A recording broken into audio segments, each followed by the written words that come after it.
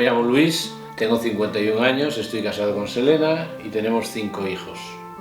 La mayor va a cumplir 21 años, 19, 16, 14 y el pequeño va a cumplir 12 años. Y el 28 de julio, hace 8 años que nos fuimos de misión a Vietnam, al norte de Vietnam, Haiphong. Providencia del Señor.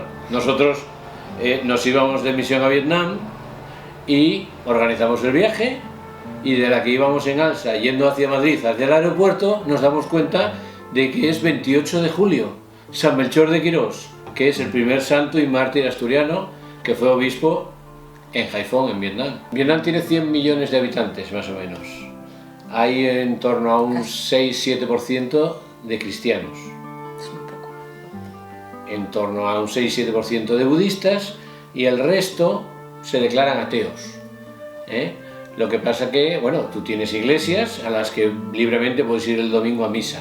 Pero también la iglesia depende un poco del gobierno, entonces, pues por ejemplo, los seminaristas, hay X seminaristas, pero el obispo da un listado de los seminaristas que quiere ordenar al gobierno y el gobierno decide si pueden ordenarse 10, 15 o 3, o este año no se ordena ninguno y el año que viene ordenaremos X. Entonces, en ese sentido, hay libertad entre comillas, hay libertad por supuesto de culto para ir a misa. Entonces, y son gente muy creyente, con raíces profundas, pero también con muchísima religiosidad natural.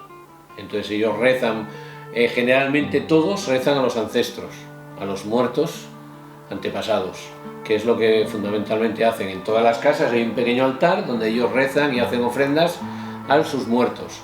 Pues para que les vaya bien en la vida, en el negocio, en el amor, en el dinero, en todo. Básicamente nuestra misión es estar, y es sorprendente, por eso digo también lo de que cómo hace el Señor o cómo a alguien se le haya podido inspirar esto, ¿no? Porque muchas veces se catequiza más viviendo que hablando, y yo como no soy muy buena hablando, pues básicamente, en resumen, el Señor me ha dado la misión perfecta. Es ser.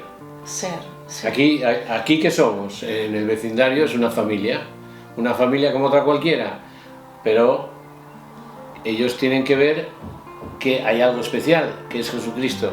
¿Dónde se ve el amor de Jesucristo? Pues en el perdón, que podemos ser un matrimonio como otra cualquiera, que discutimos, que gritamos y que nos pedimos perdón.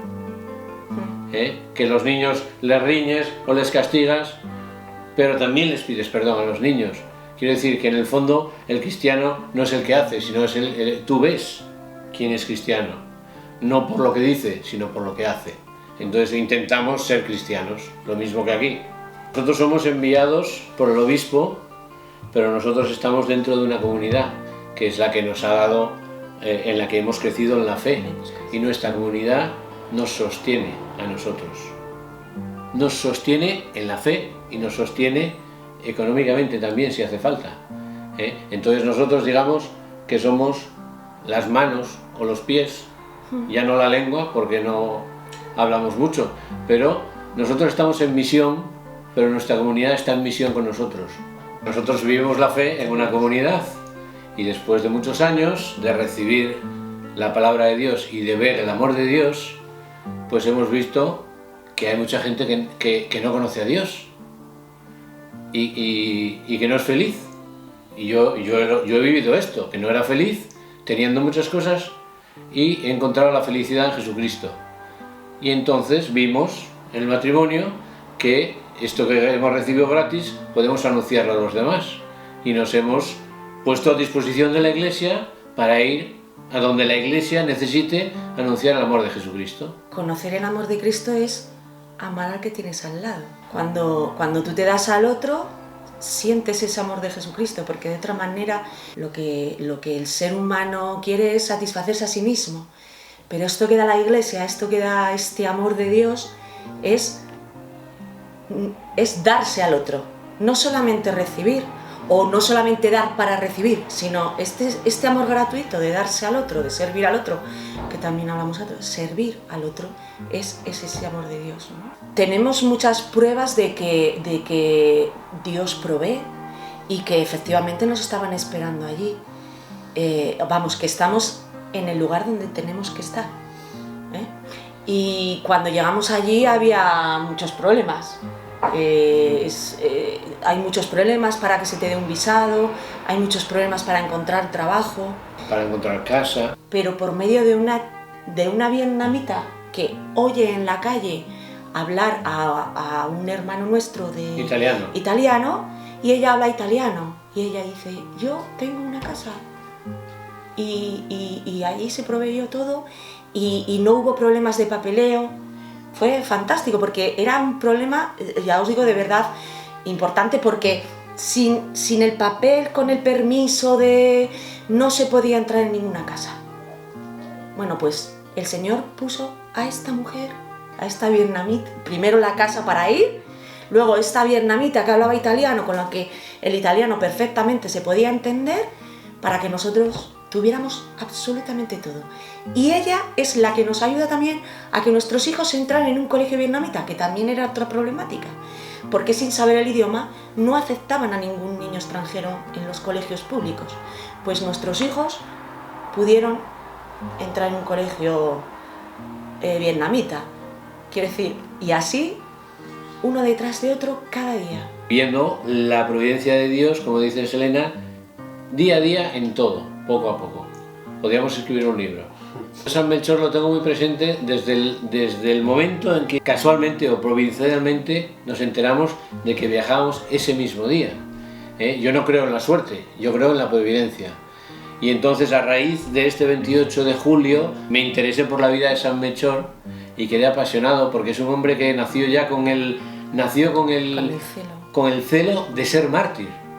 Y con la idea de ser mártir viajó a Filipinas y luego posteriormente a Vietnam, y nosotros hemos estado físicamente en la zona donde ellos estaban, y escuchar la historia de San Melchor y escuchar la historia de los mártires, muchos miles de mártires que ha ido allí, me ha dado fuerzas, ¿no? Fuerzas, y yo en momentos de flaqueza, pues tú rezas a San Melchor, que él entenderá un poco cómo nos podemos sentir, no en aquella época en que lo mataron a machetazos, a mí no me macharán a machetazos, pero sí en momentos de sufrimiento puedes pedir su intercesión, porque él sabe lo que es sufrir en tierra extraña. Sí, no, yo muchas veces, cuando me pasó como a Luis, o sea, estábamos juntos y me pasó lo mismo, ¿no? Saber que era San Melchor de Quirós el que había estado allí y cómo fue su historia, y yo decía: hombre, yo celo por el martirio no tengo. Yo, así buscando un poco de lo único que nos une es Cristo, pero sí, muchas veces sí pido ese celo, ¿no?, por el Evangelio, ese celo por Jesucristo, porque uno se ve muy débil allí. O sea, muchas veces la misión la entendemos como algo eficaz. Se busca muchas veces la eficacia, que se vea, ¿no? Que se vea cómo la iglesia crece, el fruto, ¿no?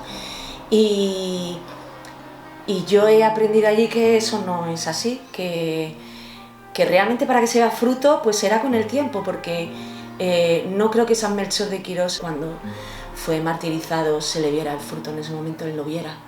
Y sin embargo ahora sí.